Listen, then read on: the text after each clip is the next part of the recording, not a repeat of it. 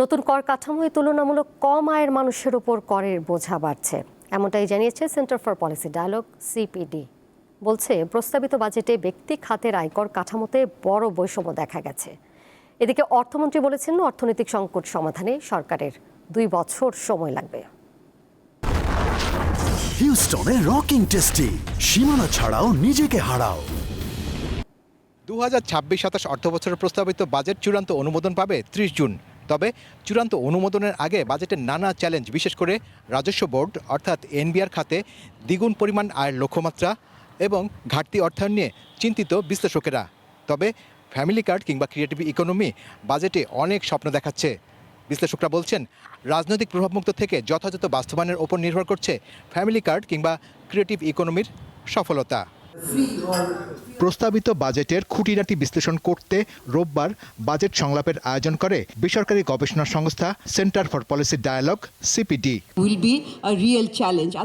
যেসব ব্যক্তির বার্ষিক করযোগ্য আয় ৬ থেকে ১৫ লাখ টাকা, নতুন বাজেটে তাদের করের দায় ১২.৫% থেকে ১৬.৭% পর্যন্ত বৃদ্ধি পাবে। অন্যদিকে ৩০ লাখ টাকার বেশি যারা আয় করেন, তাদের করের দায় বাড়বে মাত্র ৭.৬%।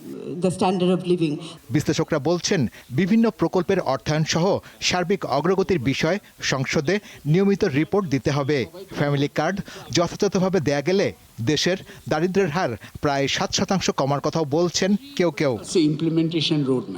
বিভিন্ন প্রকল্প বাস্তবায়নের ক্ষেত্রে সরকারকে রোডম্যাপ ঘোষণা করতে হবে, আর বিভিন্ন প্রকল্পের অর্থায়ন, বাস্তবায়ন সহ সার্বিক অগ্রগতির বিষয়ে ৩ মাস পর পর সংসদে প্রতিবেদন উপস্থাপন করতে হবে। ফ্যামিলি কার্ড উপকারভোগীদের দেয়া গেলে দারিদ্র্যের হার 18.7% থেকে 11% নেমে আসবে। আর এটি যথাযথভাবে বাস্তবায়ন করা না গেলে এই প্রকল্প কোনো কাজেই আসবে না। দেশের অর্থনৈতিক সংকট সমাধানে সময় চাইলেন অর্থমন্ত্রী।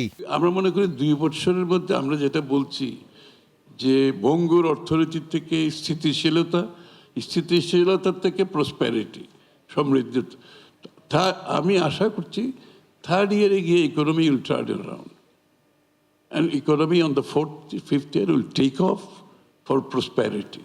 জানান, কর্মসংস্থানের সুযোগ সৃষ্টিতে দক্ষতা উন্নয়নের পাশাপাশি এসএমই, স্টার্টআপ, আইসিটি খাতে তরুণ উদ্যোক্তাদের অর্থায়ন সহ নানান সুবিধা দেবে সরকার। শাহরিয়ার ইমন, দীপ্ত সংবাদ, ঢাকা।